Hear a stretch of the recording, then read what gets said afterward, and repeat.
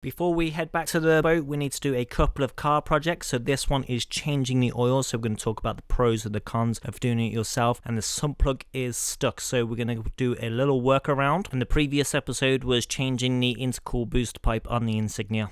There's quite a lot of reasons why you might want to take on the oil change yourself. First of all, you have the opportunity to choose the products you like. So I use the premium products. So I use the Shell Helix oil. I use the Bosch filters, and the money that I save, I treat the car to a bottle of liquid moly. One of the pros that you have is the cost. So with the oil and the filter, it cost me £44 on Amazon, and the money I save, I managed to get the liquid moly for about £15. So if we do a comparison, so just the oil and filter change at Halfords, which I'll put on the screen now, would be £169.99. Quick fit with £125.95, and Click Mechanic, which has a sale price at the moment, £114.48. So I'm using the premium rated products. There are more affordable out there. One of the disadvantages of doing it yourself is the sump plug is renowned for getting stuck. So despite me using some WD-40 on the evening and the morning of the job, a breaker bar, an impact driver, and including heat, it would not come off. So how is it that I get around this problem? So I use one of these 7-litre vacuum pumps, and they work great. It's super easy to use. Literally all you do is, once your oil's warm, you put the tube into the dipstick, start pumping a few times, and then it will start draining through. This is a 5-litre bottle which contains about 4 litres of the oil inside here, which I've decanted in there. The rest of it is either spilt, or when I've done the oil change on the Insignia, you can see the amount of oil that's drained through here. You also don't need a lot of equipment. So the first time you do it, you'd obviously need to buy some jack stands to get the car up. But other than a socket set and basic tools, you'll be able to do this job. Doing an oil change is messy enough. So frustratingly, on the Insignias, the oil housing is behind the front right tyre. Here in the UK, it's the driver's side. In Europe, it would be the passenger side. But you'd need to take the tyre off to access the housing. And the housing is an awkward place. So to drain the oil, once you've removed the cap from the housing, it will start to drain out. So I use a drain pipe, which I've cut in half. So a 2-metre length one in B&Q was £7.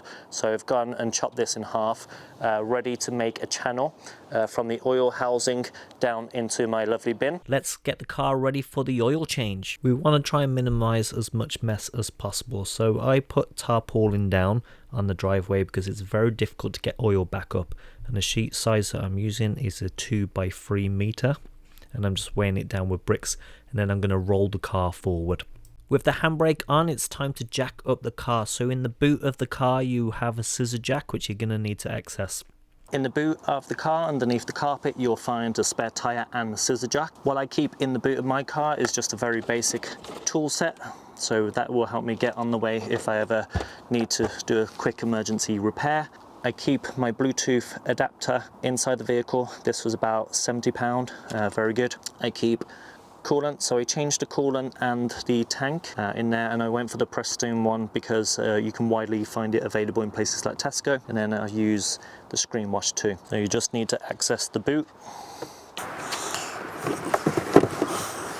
I do keep jump leads in the vehicle. To remove the trims, you just simply pull them off. If you skipped ahead, then it's the Insignias that have the housing behind the driver's side wheel. And before you start jacking up the car, you need to loosen the nuts at least, otherwise the car tyre will keep spinning. It's a 22mm socket, so if you don't have an impact driver like I'm using, the socket set's available with a 22mm in there, or in the boot of your car you do have a bar inside. Only loosen the nuts you do want to keep them on so the car tyre doesn't fall off when you do jack up the car. This is the scissor jack. You hook it in with the bar, and then you go right to higher it and left to lower it. Underneath the car you'll see a long bar, so you just line that up with it, and then you start raising it up or lowering it. So don't put your foot underneath.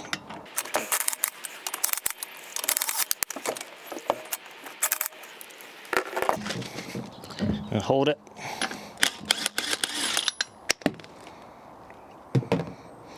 and safely remove it. So they are pretty heavy. And then just roll it. And what you want to do is you want to put it underneath the car. I did change the brakes not so long ago. The blue stuff is the liquid moly. I put the bolts back on so I don't lose any of them. And the oil filter housing is just next to the green arrow, which is why we've had to take the tyre off the car. To efficiently drain the oil, the best thing to do is warm up the engine and get it to the operating temperature. This is how I start the engine when the car is up in the air. I don't actually physically get inside it. Now the engine is to temperature after running for 20 minutes. Time to open up the hood of the car and find the dipstick. Grab the dipstick out.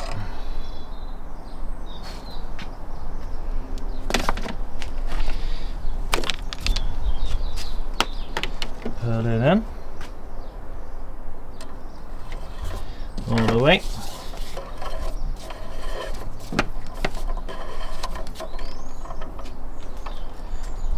And start pumping.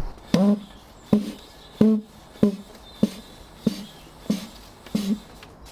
can see it running. Just leave it. The cylinder ones work much better than the small circle ones, so if you do end up clicking the link on this and finding the smaller little ones, which are like 4 or 5 litres, the round ones, I've found that they're not very good, so I did go and get this one instead. But again, you buy it once, it will last you a very long time, especially if you're doing like a couple of oil changes per year. So I tend to do mine around March, which is when I'm filming this, and then September, so it's about a 6-month distance between each other. I did most of the pumping while the car was up in the air, and that's because I'd just done the boost pipe at the same time, and because I wanted better camera angles for people to watch the videos through, I lifted the car up for that. So ideally you want to run the engine and then do it on the ground while it's flat, and then lift it up and then do the filter. We're going to change the filter, and we need to open up a little bit more workspace for us. So if you put the key in the ignition, don't start the engine and turn the wheel over to the left if you haven't done it already, and then that will give you a little bit more space to work with. Whack some tissue in underneath the housing. Now you want something like a long cylinder. I've used a Pringles can before, taped 2 of them together to make a long one, and then I've just went out and brought the drain pipe. So the drain pipe, 2 meters, is about £7 from B&Q, so you may as well go for something like that. I've got a bucket with a plastic bag in it. This is a drain pipe. It was about £7 for a 2 meter long one. It goes all the way up to where the filter is. Got the oil filter pliers. Have a 32mm socket. I usually start with the oil pliers because you can get a better grip to loosen the oil filter housing, and then I move over to the ratchet and then finish off by hand.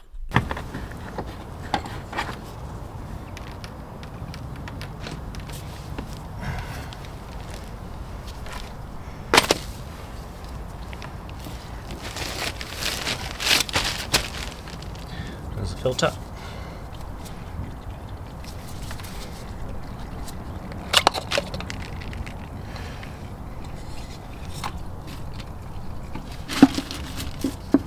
Definitely want to clean up any oil spills. So despite all that effort, still went down there. That's why we put the tarp down.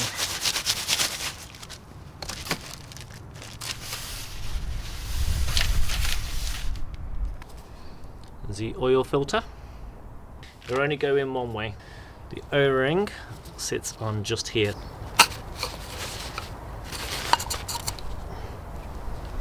In the bin.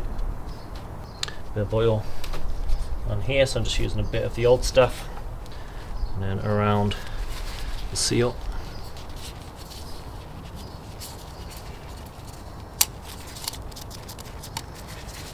Make sure it's all the way around.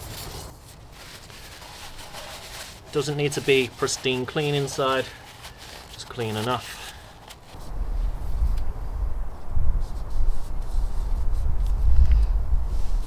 So just oiled around there. Only go in one way. You might hear a click, you might not, but just make sure it's down all the way. And then it goes.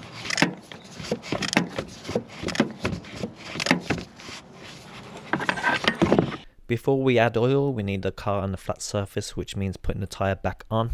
Without starting the engine, straighten up the steering wheel, put the wheel back on and hand tighten the bolts.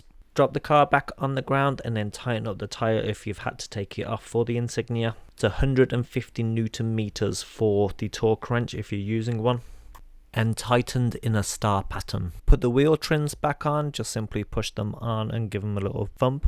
The oil I'll be using is the Shell Helix 530. It is approved for the Insignia and Vauxhall with Dexus 2. I'm going to throw that in, and then in the fuel tank I'll be adding the liquid moly. There are links for these products in the description below, no extra cost to you. The way you fill it up is on the side you have the markings, so 4.5 litres come out, so I'm going to start with 4 litres, check with the dipstick and then keep adding. To save the mess, I just made a funnel out of a water bottle and I've dried it out. Let's pop it in here, put a tissue around to save the mess and keep it in place. So I need it about here. If you pour it on its side, it won't do the glooping motion.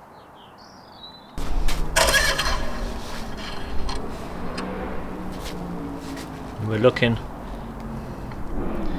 between the marks. So all done.